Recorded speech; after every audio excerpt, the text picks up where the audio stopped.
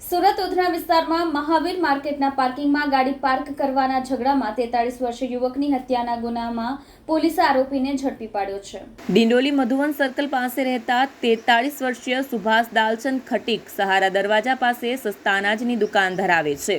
આજે સાંજે આ વેપારી પિતા સાથે ઉધના રેલવે સ્ટેશન પાસે મહાવીર માર્કેટમાં રાકેશ સેલ્સના નામે ઇલેક્ટ્રોનિક્સ આઇટમનો શોરૂમ ધરાવતા મોટાભાઈને મળવા આવ્યા હતા। પિતા મોજા લેવા નજીકની દુકાને ગયા હતા, જ્યારે સુભાષ દાલચંદ ખટીક મોટાભાઈની દુકાન પર પહોંચ્યા હતા। દુકાન બહાર જ તેમનો એક યુવક સાથે ઝઘડો થતાં તેણે આ વેપારીને ચપ્પુ હુલાવી હત્યા કરી નાખી હતી, જે ગુનામાં ઉધના પોલીસે તાત્કાલિક આરોપીની ધરપકડ કરી હતી। ઉધના પોલીસ સ્ટેશન વિસ્તારમાં મહાવીર કોમ્પ્લેક્સ આવેલું છે। આ મહાવીર કોમ્પ્લેક્સમાં ગઈકાલે એક મર્ડરનો બનાવ બન્યો હતો। આ હત્યાના બનાવમાં જે આરોપી છે એનું નામ નીરજ ગંગારામભાઈ છે। ગંગાસાગર કરીને એમના પિતાનું નામ છે। જે નીરજ ગંગાસાગર છે, પોલીસે એની તરત જ ધરપકડ કરેલી છે।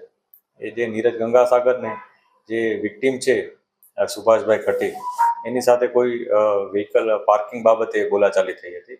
સુભાષ ખટીક એ સીસીટીવીમાં અમે જોઈએ છીએ ત્યારે પોતે બાઇકમાં ત્યાં આવે છે અને બાઇકમાંથી આવી અને કંઈક બંને વચ્ચે બોલાચાલી થાય છે કે જેમાં જે આરોપી છે એણે પોતા પાસે એક ચપ્પુ હતું ધારદાર, એનાથી એને વિક્ટીમને એક ઘા મારી દે છે। એ ઘા ખૂબ જ ઊંડો હોય છે, એટલે વિક્ટીમનું મૃત્યુ થાય છે।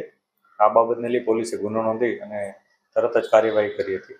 જે આરોપી છે એને તરત અટકાયતમાં પણ લીધેલો હતો, પછી વધારે વેરિફિકેશન કર્યું હતું અને ત્યારબાદ એની ધરપકડ કરી છે। જે આરોપી છે એ અગાઉ પણ ચોરીના અને અન્ય ગુનાઓમાં સંડોવાયેલો છે। એ ડિંડોલી વિસ્તારમાં રહે છે, પરંતુ એ કોઈ ઘરમાં નહોતો રહેતો, છૂટક ગમે ત્યાં રહી જતો હતો અને ગમે ત્યાં સૂઈ જતો હતો। આ બનાવમાં પણ ગઈકાલે ત્યાં સૂઈ રહેલો હતો અને પોતે ત્યાં નોકરી માટે ત્યાં આવ્યો હોવાનું પોલીસની ઇન્ટ્રોગેશનમાં એણે જણાવ્યું હતું। આ ઇન્ટ્રોગેશનમાં પોલીસે બીજી પણ વિગતો મેળવી છે અને આરોપી વિરુદ્ધ અગાઉ જે ગુના થયા છે એ અનુસંધાને તથા આ ગુનામાં એને જે હથિયાર વાપર્યું છે એ પણ પોલીસે રિકવર કર્યું છે અને જે પણ કાર્યવાહી કરવાની આવે કાયદેસરની એ અમે અત્યારે કરી રહેલી છે।